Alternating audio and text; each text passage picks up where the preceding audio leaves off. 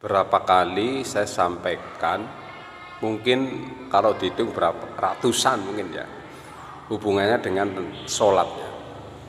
Jadi saya sering sampaikan bahwa ad-dinu yusrun, agama itu mudah. Yuridullahu bikumul yusra wala yuridu bikumul ngusra. Allah itu menghendaki kemudahan, tidak kesulitan.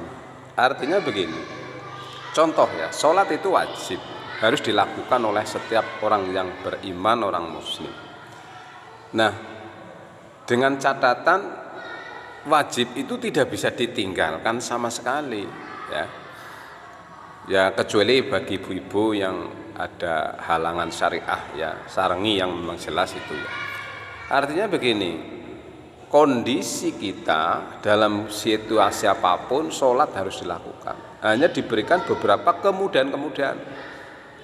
Ya, kita bisa melakukan sholat dengan berdiri, dengan sempurna ketika kita sehat. Namun ketika kita tidak sehat, maka ada toleransi, ada kemudahan untuk dengan bisa duduk atau dengan berbaring. Begitupun kewajiban berpuasa di bulan Ramadan, itu wajib. Kutiba alaikumusiyam, ya, diwajibkan bagi orang mukmin untuk berpuasa. Nah, ada kemudahan-kemudahan bagi mereka yang sakit. Di saat bulan puasa boleh tidak puasa tapi digantikan di bulan lain.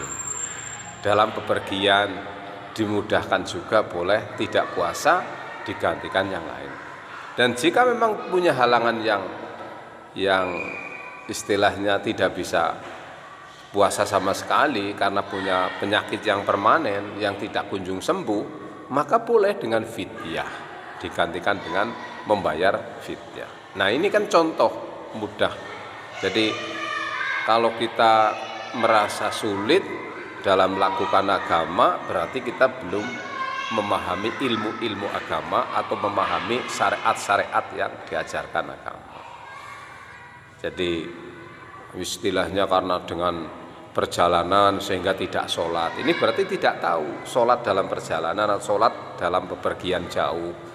Di situ ada jamak, ada rukhsah, ada qasar maksudnya ya. Ada kemudahan di qasar. Di qasar itu diringkas, di jamak itu digabung. Kalau sholat duhur dan asar di waktu duhur maka dikatakan jamak takdim ya. Kalau di akhir di jamak di asar dan tadi dengan duhur di waktu asar namanya jamak takhir ya. Jadi jangan sampai kita meninggalkan kewajiban. Jadi kembali lagi, yuridullahu bikumul yusra ya, dimudahkan. Termasuk zakat itu kewajibannya mereka yang punya nisab, yang punya batas. Yang tidak ya menjadi mustahik ya. Yang bukan muzaki ya, tapi orang yang menerima. Artinya segala sesuatu itu sudah ada syar'inya. Nah, sekali lagi mari jangan sampai merasa beragama itu susah, tapi mudah. Kita mudah, segalanya mudah, tapi jangan digawe gampang ya. Gampang tapi juga gemampang. Nah, termasuk doa-doa, sholat juga tidak hanya satu jenis. Artinya iftitah tidak hanya satu iftitah, tasyahud juga tidak hanya satu tasyahud, tasbih atau doa ruku, doa sujud dan sebagainya. Kalau kita paham ilmunya, kita mudah dan tidak fanatik harus seperti ini.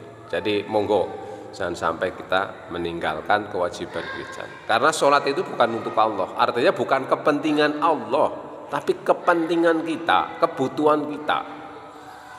Seandainya jagat raya ini manusia tidak ada yang sholat, Allah tetap Allah, Allah tetap kuasa, Allah tetap maha besar. Tapi kita sholat adalah kita yang butuh Allah, kita yang butuh pertolongan Allah.